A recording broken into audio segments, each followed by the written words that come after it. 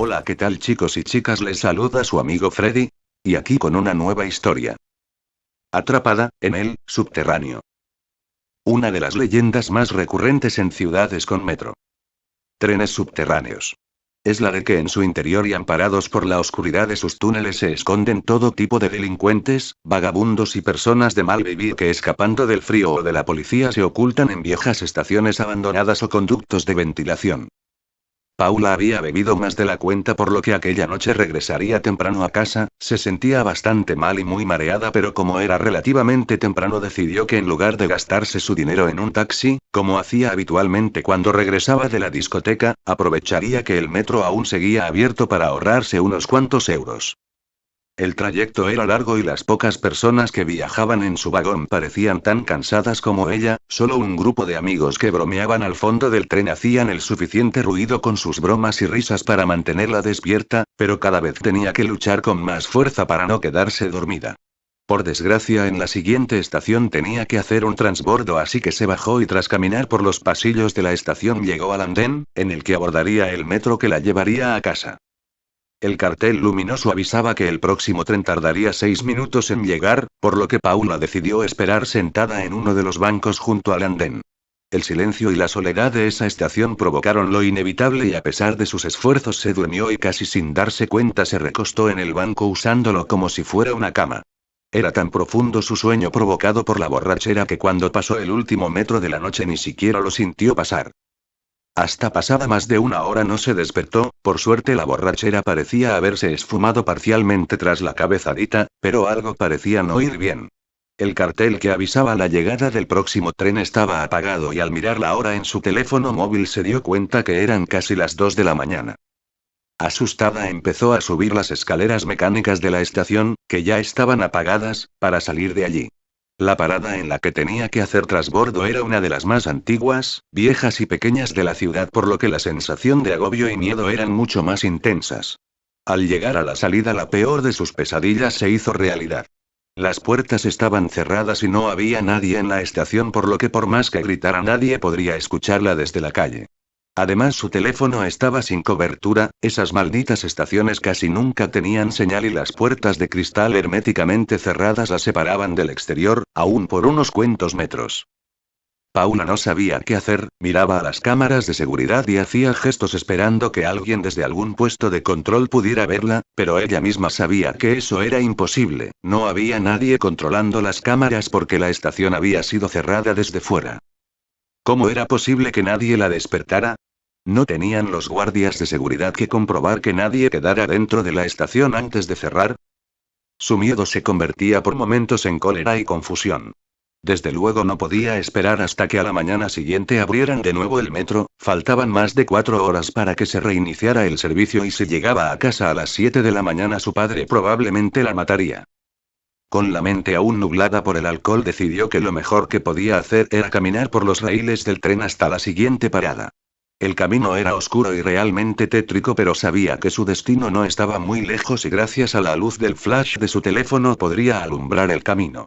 La siguiente estación era una de las más importantes, con gran cantidad de líneas y recientemente había sido remodelada, por lo que estaba segura que allí podría encontrar a alguien que la permitiera salir a la calle donde abordaría un taxi.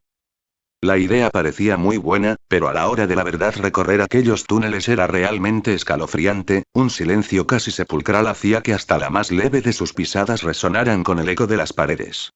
Se podían escuchar los chirridos de las ratas y el goteo de algunas zonas en las que parecía que había leves escapes de agua. Sus pasos eran cortos y se detenía a menudo a escuchar porque sentía como si alguien la observara desde la oscuridad. El miedo la invadía y paralizaba por momentos, pero ya era demasiado tarde para volverse atrás, debía estar casi a mitad de camino cuando unas voces la alertaron.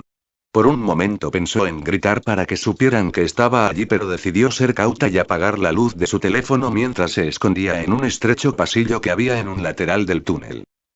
Mientras permanecía escondida y en silencio pudo ver la figura de 2 hombres bastante corpulentos, sus ojos cada vez se adaptaban más a la escasa iluminación de las luces de emergencia que había cada muchos metros en el túnel.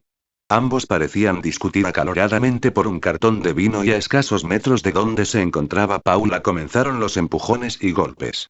El más grande de ellos le propinó un puñetazo que tumbó al otro y gloriosamente alzó su trofeo mientras de un trago se bebía casi la mitad del contenido del cartón de vino. El más pequeño enfurecido sacó un cuchillo de la espalda y se lo clavó repetidamente en el cuello a su rival, realmente se ensañó con su cadáver y a pesar de la poca luz Paula pudo ver con claridad cómo tenía toda la cara manchada de sangre. Recogió el poco vino que quedaba y se lo tomó de un trago. Paula estaba temblando del miedo, no se atrevía ni a respirar y desde luego mucho menos a moverse, si estaba lo suficientemente quieta tal vez el vagabundo asesino se iría de allí sin verla. Pero la casualidad no se quiso aliar con ella y justo cuando el asesino se daba la vuelta para marcharse del lugar la batería de su teléfono la delató. Un incesante pitido advirtiendo que la carga estaba a punto de agotarse comenzó a sonar y el vagabundo se giró de inmediato. ¿Hay alguien ahí? Puedo escucharte, sal inmediatamente o te rajo.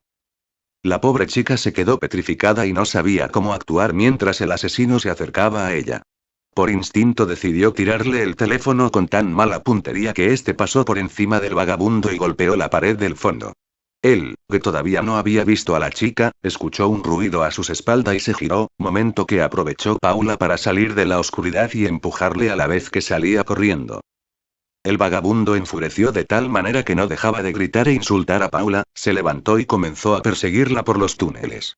Ella no era una buena deportista pero el miedo se apoderó de sus piernas y le dio fuerza para correr dejando atrás los zapatos de medio tacón que llevaba aquella noche, sus pies se ensangrentaron mientras corría sobre la gravilla y guijarros del suelo de túnel. Sin embargo, el miedo era más fuerte que el dolor y no se detuvo a pesar de que en varias ocasiones estuvo a punto de caerse al tropezar por culpa de la casi total oscuridad de su ruta de huida. Al llegar a la estación Paula ya había logrado sacar unos cuantos metros a su perseguidor y subió al andén para adentrarse en los pasillos que la llevaban a la salida del metro. A sus piernas empezaban a fallarle las fuerzas pero no se podía parar a descansar así que casi extenuada subió el último tramo de escaleras. Lo que vio allí la heló a sangre, la estación estaba al igual que la anterior cerrada y no parecía haber nadie, comenzó a gritar desesperada, a gesticular a las cámaras y golpear las puertas. Pero su perseguidor que conocía a la perfección los horarios y hábitos de los trabajadores del metro ya había subido la escalera y la había cortado toda posible ruta de escape. El asesino se abalanzó sobre ella y tras inmovilizarla la violó y sometió durante más de una hora. Cuando había saciado todos sus apetitos sexuales sacó de nuevo el oxidado y ensangrentado cuchillo con el que había matado al otro vagabundo y se lo hundió repetidamente en el pecho hasta que Paula dejó de patalear y murió con una horrible expresión de terror en su rostro.